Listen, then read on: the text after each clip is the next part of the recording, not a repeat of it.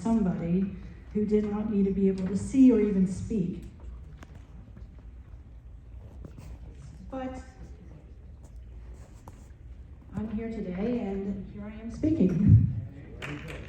Bravo.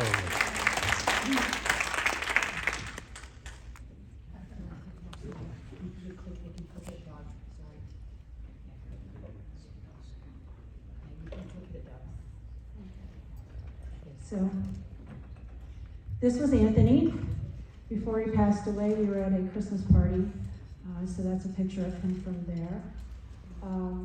A little bit of the program overview that he told me about when I first met him was that the original Super Soldier program was in New York City, in the Upper East Side of New York City, where he had to go visit different doctors.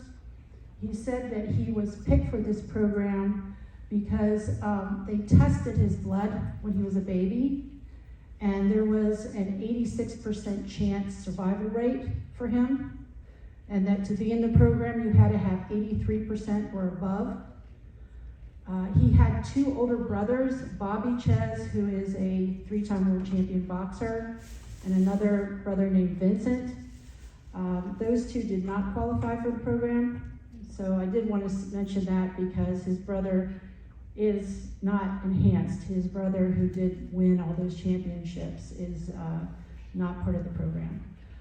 Their blood was tested though. My husband told me his father was a narcissist and put him in the program because even though there was a percentage chance of him not surviving, he still thought his bloodline and his DNA would be good enough. So Anthony was put into the program. He told me that the doctors had found out that the DNA can be changed by up to 0.01%, and that you can still survive, or that's how much of a percentage rate, up to 0.01% of your DNA is changed. They gave him injections that made him stronger and smarter. He told me that when he went to the program doctors, his blood was put into a centrifuge and spun around, and that it turned this like fluorescent purple color, and that's how you could tell who was in the program, because of the fluorescent color that became of their blood in the test tubes. He said without these injections that they gave him, he would go into what's called the sickness.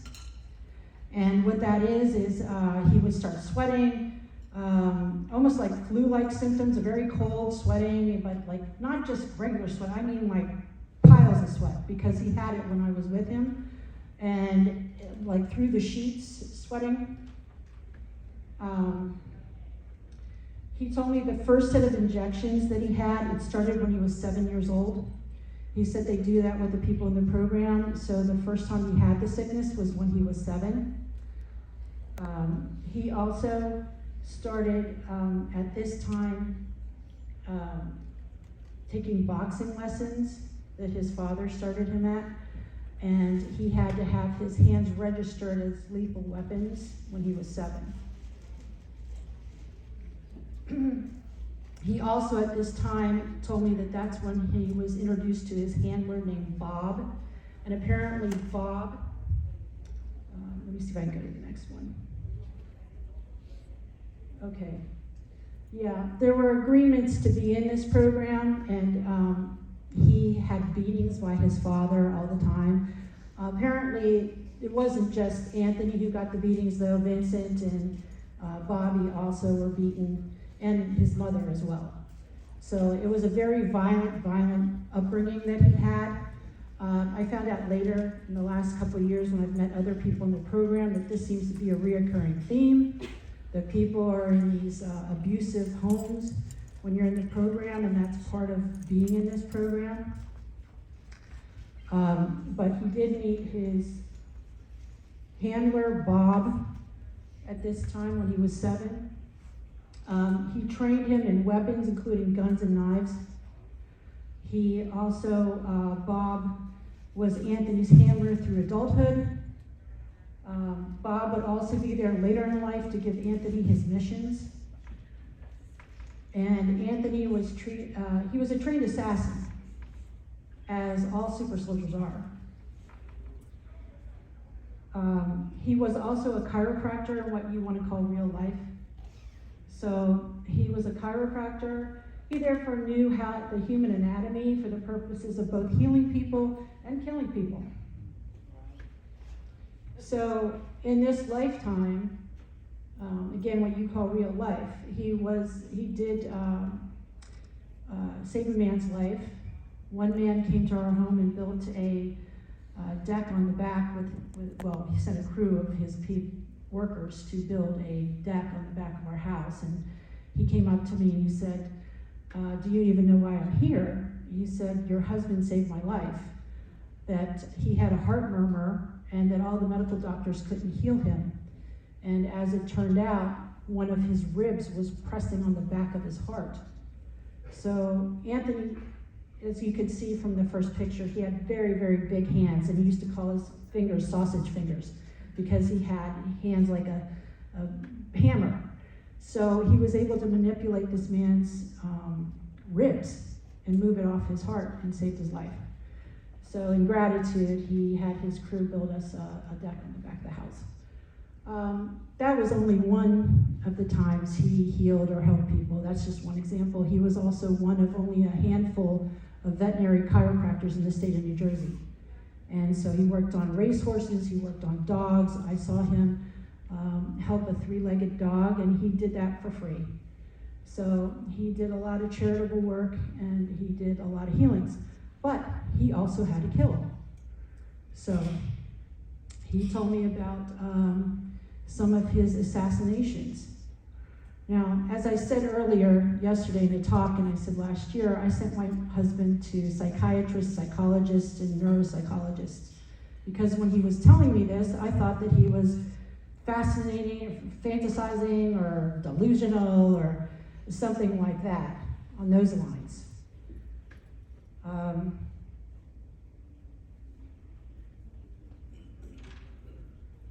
Now, his name Wolverine. Anthony was known for being the best tracker. So the name Wolverine came from that. He also said he could smell fear on people. His sense of smell was enhanced. His sight was enhanced. One time he found my diamond earring on we had a white rug, and I lost my diamond. I couldn't find it. And his eyesight was so great, he just looked, there it is. So he had enhanced sight, he had enhanced smelling. His bones were 3 times stronger than the average human, and his skin was 3 times thicker. Now, if you look at the Wolverine movies, those are all about Anthony. But he didn't have those knives that came out of his fist like that. That's, for Hollywood, okay? He was very strong. He did do different fights. He was a boxer up until he was 16. I'll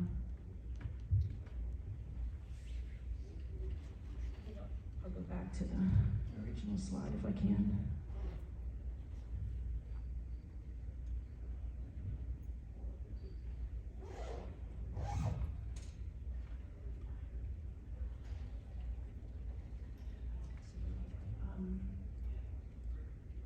Okay, I just left off about his hands, yes. What he had a big Bowie knife. It was a huge Bowie knife that his father had specially made by a knife maker called Gil Hibben. You can look him up online. He's a specialty knife maker. And it was a large Bowie knife about this long, like 15 inches long, about, 3 inches thick, and it had a big hilt on it. It was specially made. And that's what he used to kill people. And he told me he filleted a man with it. So you see in the movies where that one scene where Wolverine, I believe he kills actually Dr. Gray at the end, and he takes the hands right into her stomach and up. That's what he would do with a knife.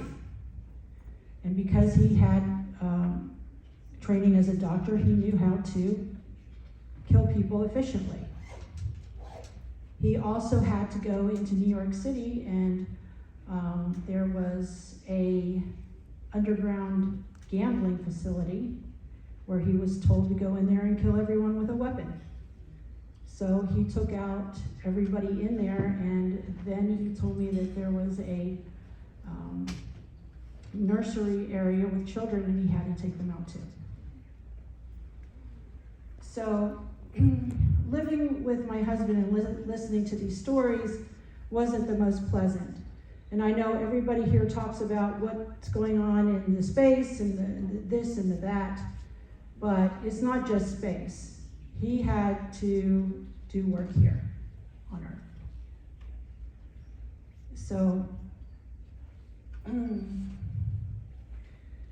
while I was living with him, he had 2 truck accidents. He was hit by one semi-truck 4 months after I met him, and then another semi-truck two weeks after that. So at the time, I thought that some of this was fantasy from the car accidents and injuries. I went through 6 surgeries with him. But he told me that he was a super soldier, and he came home with a CIA hat, and he told me that there were 17 that he didn't work directly for the CIA, that there were 17 factions of the CIA. And then maybe a week after he told me that, Hillary Clinton, for no reason at all, decided to disclose there were 17 factions of the CIA. You can look that up on the internet too. There's no reason why she had to disclose that, but she did. But I never cared much for Hillary Clinton, but I do have to thank her, I guess, for the confirmation. Anthony played hockey in college at New Rochelle, New York, at Iona College University. Then he was a backup hockey player for the New Jersey Devils. He played for hockey clubs after that, where he had to travel to other countries to play. And he said that he had to do missions there, meaning that he would have to kill people in those countries. He had a large Bowie knife that I told you about that was made by Gil Hibben.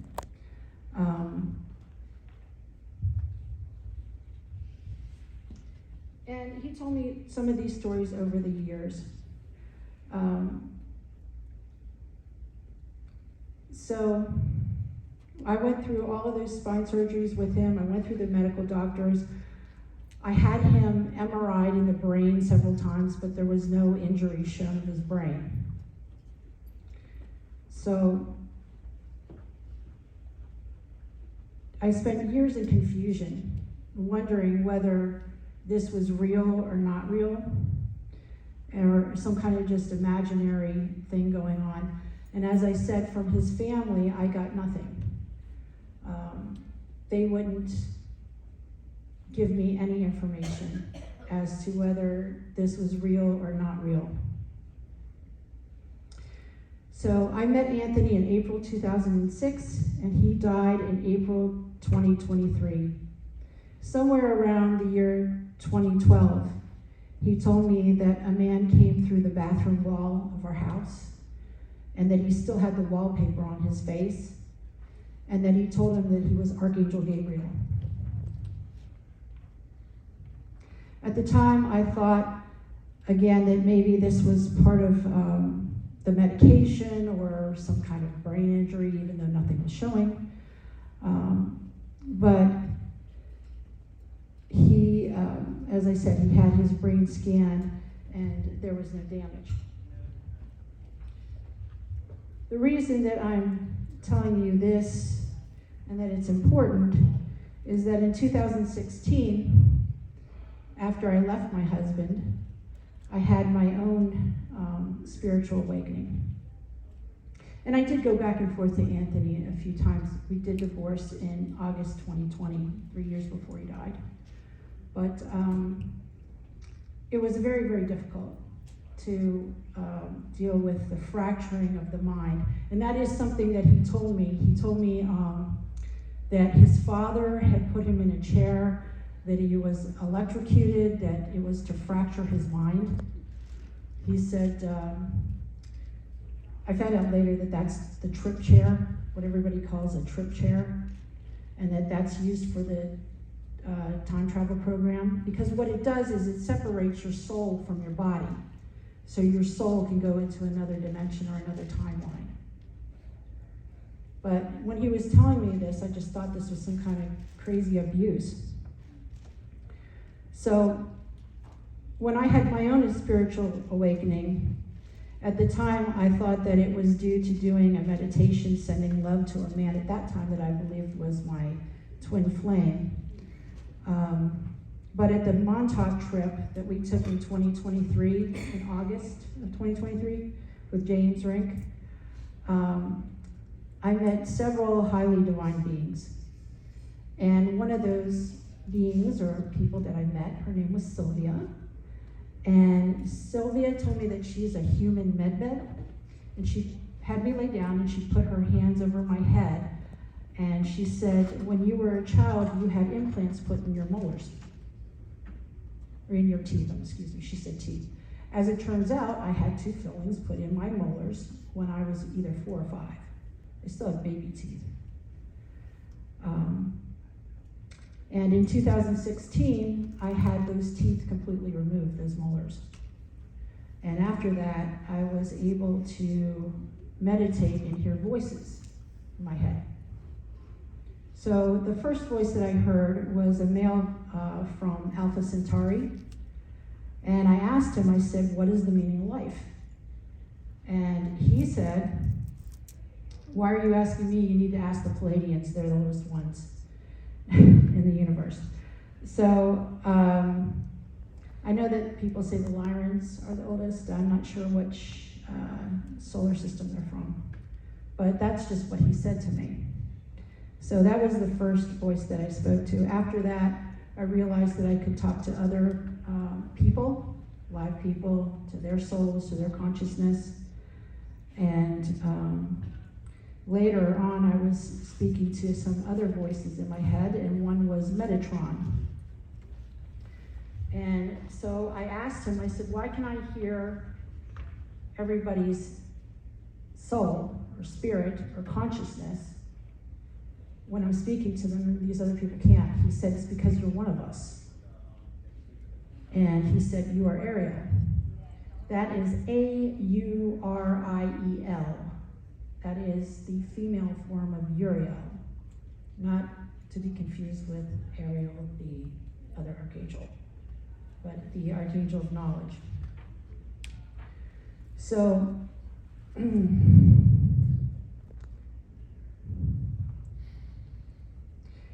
this was in 2016.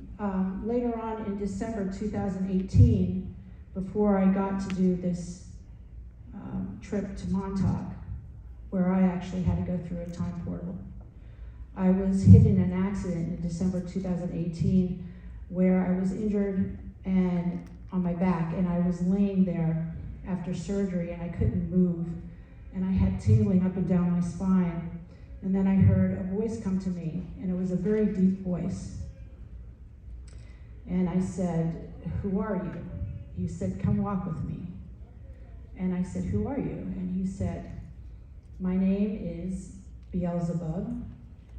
Some call me Satan, but I like to be called Lucifer. So I had told him, I said, look, I am, just take me. I said, if you're going to take me, take me. I said, if you're going to heal me, heal me. I thought he was there to take me because I thought I was in hell from the pain I was in. Then I hear another voice come over that he brought over, and the other voice said she needs to eat the grasses. So after that, I got some organic clover root, and began eating that. After meeting James Rink in 2023, I met several super soldiers and remembered my own call sign when I was there. So before that, I didn't even know I was a part of the program. I had, before to Anthony, when he was telling me this, another reason why I didn't vacillated back and forth and I didn't know if it was real or not real is I said, look, if there is a Bob, I want to meet Bob. I said, I want to meet Bob right now. Introduce me to Bob, right, the handler. And he said, oh, you can't meet Bob. And I said, you know what? If anybody should be in this program, I should be in this program because my mother's oldest brother, Uncle Earl, was a retired lieutenant colonel who was in World War II. And I said, my Uncle Dick was also in the Battle of Bulge in World War II in the Army, and he became a NASA rocket scientist. And I said, my Uncle Bob works on black projects. He actually was a Mason. And what I found out from the people next door who are the, what do they call it? The Eastern Stars, thank you. My aunt was an Eastern Star, his wife. And so talking to them, I found out her husband, my uncle, had to be a master mason for that to occur. So my Uncle Bob, who worked on the black projects, was a master mason. I said, if anybody should be in this program, I should be. Oh no, the government wants nothing to do with you. That's what he would say to me. The government wants nothing to do with you, which apparently is quite contrary to the truth. I believe at the time, Anthony also told me that he remembered in a past life being one of King Arthur's knights, and that he believed he was a hockey player, that he played goalie because it was to protect the king. Like, he still was protected by being the goalie, so the king or the queen. He wasn't just my husband, he was there as my shield. And I believe those 2 truck accidents that he endured after he met me was to protect me from different attacks. So, God has his angels too, that are warriors. Not just, love and light, yes, but actually taking out demons is part of love and light.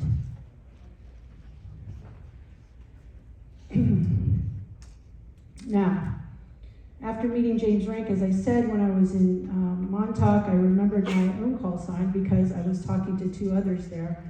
And one was Colin, and we were talking to another woman. Her name's Courtney. And they were kind of saying something. I was in the back seat, and I said, what? And he's like, oh, I remembered my call sign. It's Viper Strike. And she said, when we were in the programs and they would call us over the airwaves, they would use these call signs rather than our own names to protect our identities. And I said, I know exactly what you're talking about. My call sign was Little Miss Sunshine. So I was actually Little Miss Sunshine, but they call me now just Sunshine. And Viper Strike, Colin, is actually Viper. If some of these names sound familiar to you, like Viper, Sabretooth, okay. We also had people there from a group from Bubble Tech, which is run by Mike Emery, who is openly says he's a reincarnation of Merlin, the magician. So Merlin call sign, that would be Cougar is another name for Sabretooth, Viper, and then my twin flame, Uriel, is Joker. Another name for Joker is Jester. So Cougar, Jester, Viper, Merlin, that would be Top Gun.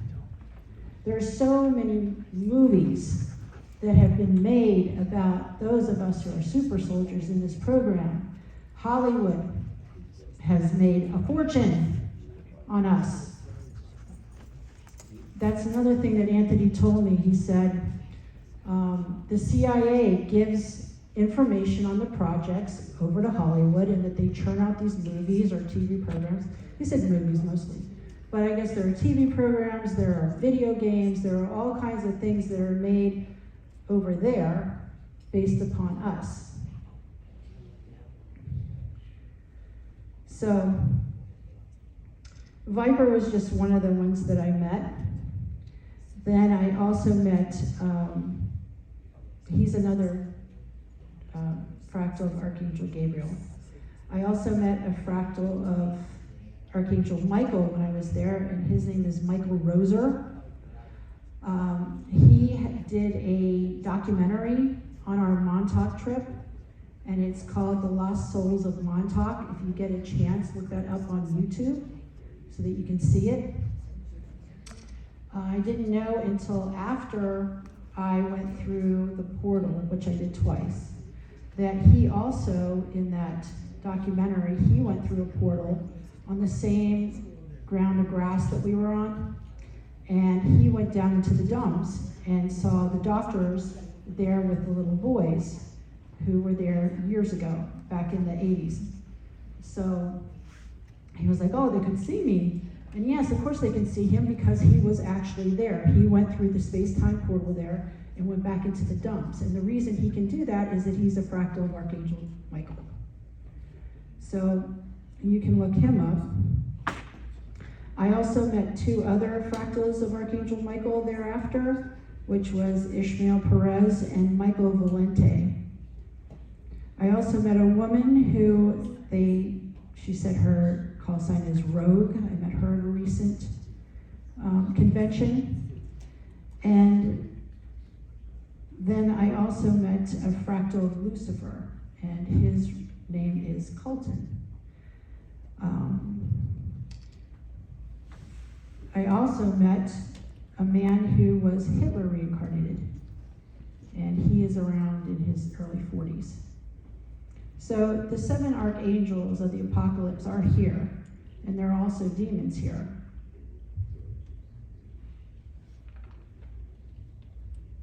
I also met a man named Adrian Espinoza through James, and he developed Skynet. And what he does is he prints out project reports for the super soldiers. He's the person that they based the character Neo and the Gatekeeper in the Matrix on this gentleman. He said they did both characters on him. He's both the Gatekeeper and he's both Neo. And he also told me that when he printed out my report, it said Area 51, it said Montauk Project, it said Looking Glass, and then he said, I've never seen this before. I said, what is it? He said, you have Umbrella Corp. He said, but it says shareholder. So, apparently I talked to James and he said that that's an alternate reality, that's another timeline, where the corporations took over basically the world, and that there was one major corporation that took over the entire world of all the corporations, and that was Umbrella Corp.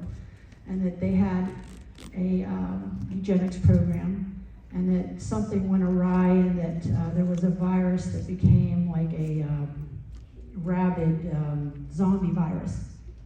And basically everybody died, or a lot of people died. And so apparently I own that world.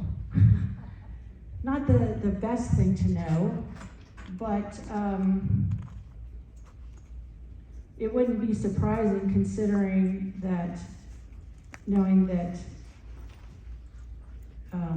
my soul is angelic and that it is of Uriel. We're here now in this timeline for revelation. And specifically why I incarnated this time as an attorney. I've had 2 prior incarnations before this one. Once was as Amun-Ra, walking, talking God. And I do have some critics in the present day. I had Billy Carson saying, oh, he was a brutal ruler, but indeed, what I did do is I made everybody pray. I made everybody line up every morning and face the sun and pray.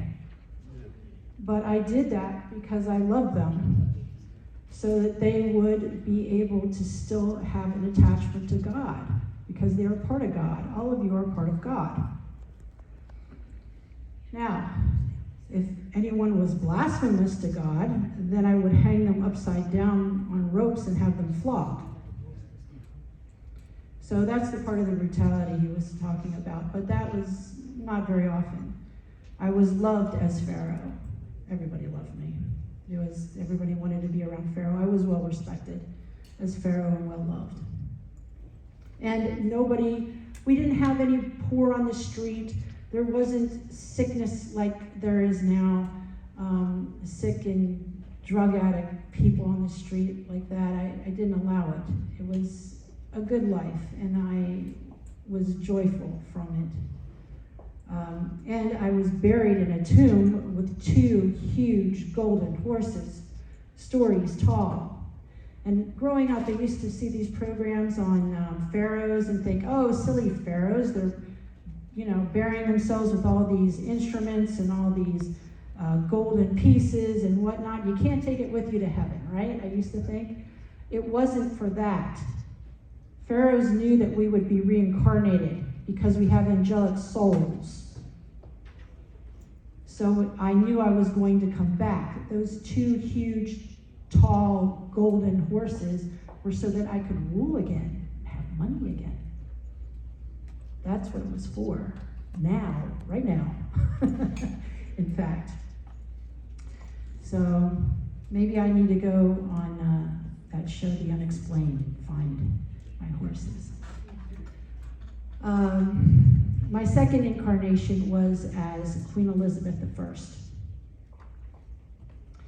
And that one I'll jump back to. But why I'm here now as an attorney is that part of my divine mission was to be the divine mediator. So I took on the role of mediating between Yeshua, Jesus, and Lucifer to have a different result for revelation. And you may say, why would I do that? It's because I told you the little story of hearing the voice of Lucifer. Like a year and a half later, Yeshua came to me. I was a little annoyed that first Lucifer came to me. But he said we had to know that we could trust you. Still, I said, okay. But I said, I don't feel like cracking open the earth and kicking him in. Because what I realized is that he had been defamed.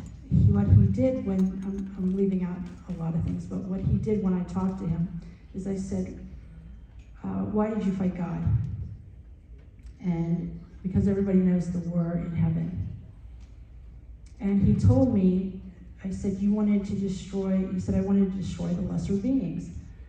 And he said, God told me it was my decision to make.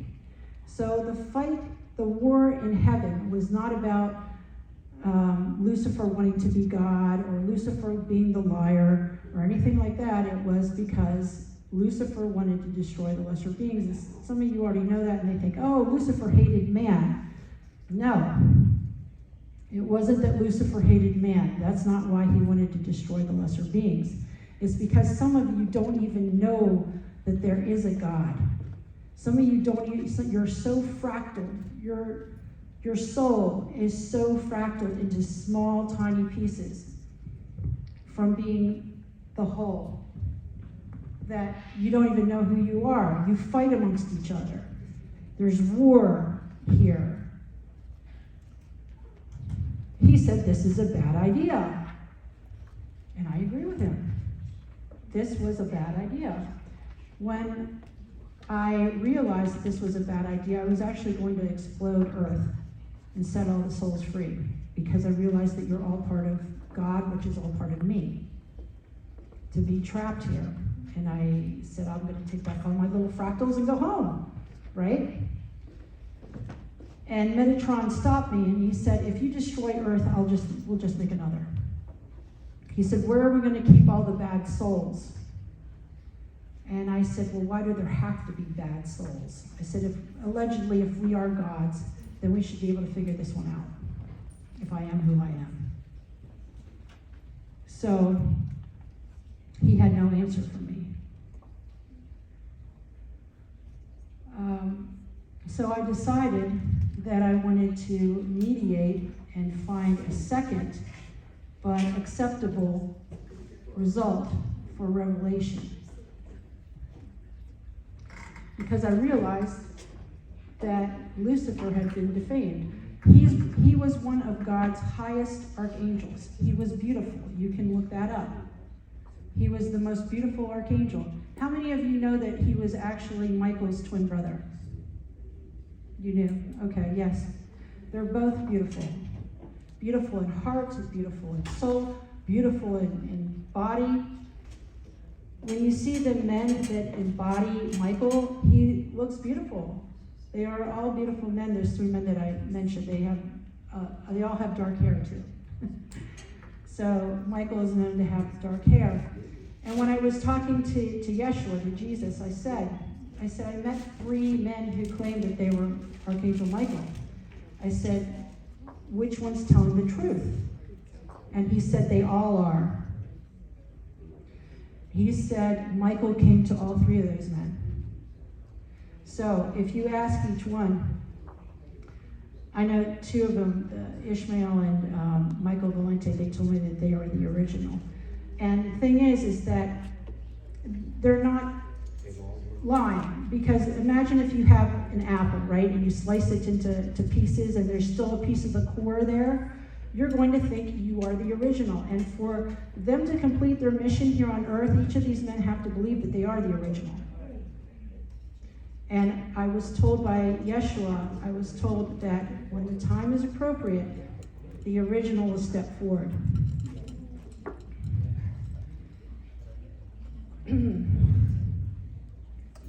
So, I went to, after realizing that Lucifer fought because he wanted to, because he made his decision, which by being the most beautiful archangel, close to God, there's a 99.9999999 chance that he's correct in his decision. Why? Because he's close to God. So that means he's powerful, he's mighty, he's has the intellect, all right? Omniscience, all-knowing, is God, right? Omnipotent, all-powerful, omnipresent, everywhere. So I drew this little, I have some notes on here, but to give you an idea, right? This big circle is God. There are 7 angels of the apocalypse. And they are Uriel, Ariel, because Uriel split himself into 2. Well, he split his original soul into 2, which is Ariel and Uriel. There are several men here on earth who also are Uriel. There's Michael, there's Gabriel, there's Raphael, there's Zadkiel, there's Jophael, and there's Kemuel. And we're all here in multiple bodies. Not just one, multiple. So if you've met somebody and they believe that they are carrying the soul of an archangel, they're not lying to you. And you may want to be one of them too. This is the activation conference. So I'm here to activate you.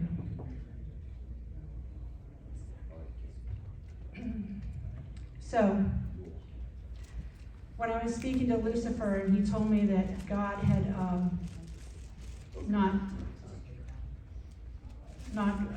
accepted his decision, and that's why he fought with the other third of the archangels against God. And of course, because I'm Ariel, I was fighting on God's side. There were also a third of the archangels who were neutral. And I ask you this question: if God is almighty, all-knowing, all-powerful, which indeed he is, and all-loving, right? Why would any of the archangels side with Lucifer, and why would any of them be neutral? And the answer is because he was that good, because he was that beautiful. So we've grown up in an era where we've been told he's the devil, he's Satan, and he's evil. But he believed he was right, and that's why he fought. He pulled my soul into his soul on that day, and I felt going backwards when he was pushed down to earth. There's a famous painting where he's being pushed down to earth, and you see Lucifer getting pushed down. And I actually felt that going backwards. And I felt his feelings. I could see the other angels, and they were like this, and they do in the astral, the blonde hair, the toga, the white wings, and the swords, and the sheath on the side. That's what we looked like. And he saw them cheering, and the feeling wasn't hate, it wasn't anger, it was bewilderment. He felt bewildered. How could all of my brothers and sisters be overjoyed with this, with pushing me down, with the fall? So, after going through this experience and realizing that he wasn't the snarling beast that everybody said, I decided to go to Yeshua and say that I wanted to mediate a different result for revelation. And he said I was boastful of myself. So then I went to Lucifer and I said I want to mediate and have a different result for revelation. And Lucifer said that I was boastful of myself. So I went back to Yeshua and I said, I can't do this to him. I don't feel like putting my brother in a pit of fire for eternity when I know his decision was right.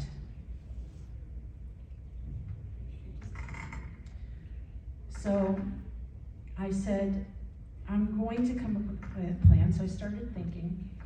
And what it is the 7 of us together are supposed to rule for 1,000 years, and there's supposed to be 1,000 years of peace. Then after those 1,000 years, Lucifer's supposed to come back up from the pit, and then he's supposed to gather some stragglers, and then we put him back into the pit of the fire and for all eternity. That's the way that this is supposed to go, and that's just a little synopsis. So what I said is, I want Lucifer to rule with us, because if you're here on earth, then Lucifer is your God. Lucifer is the God of earth. So if you're happy here, then you can thank him. But this is a place of pain and suffering. One of my abilities is to tune into all of the souls on earth. And the souls on earth aren't just the human souls. The animals have souls. The plants have souls. Anything that is alive on this planet has a soul. And I can tell you, when I tuned into them, there are more people on this planet that are either emotionally and or physically in pain than those who are not. So, what I ask for is for Lucifer to rule with us, because 8 is great. And 8 on the side is the infinity sign. So this for me was basically a rescue operation for Lucifer. Okay, so what I was told by Yeshua is that can happen, and we can rule for 1,000 years with him, and instead of there being eternal torment for all of the evil, that it would just be 1,000 years of punishment instead, and then an elevation of everyone. But there would be a transmuting of the bad souls into lesser beings, which would be animals or bugs or something of that nature, or trees, instead of they would have to re-evolve. The truly evil souls, which would maybe be like 1 to 3% of the population. So the only caveat was the other 7 have to vote and approve of it. So Avengers assemble. That is Archangel Michael. He assembles the archangels, and when the time is right, he will step forward. And then there will have to be a vote. And so that is how the two different avenues will go.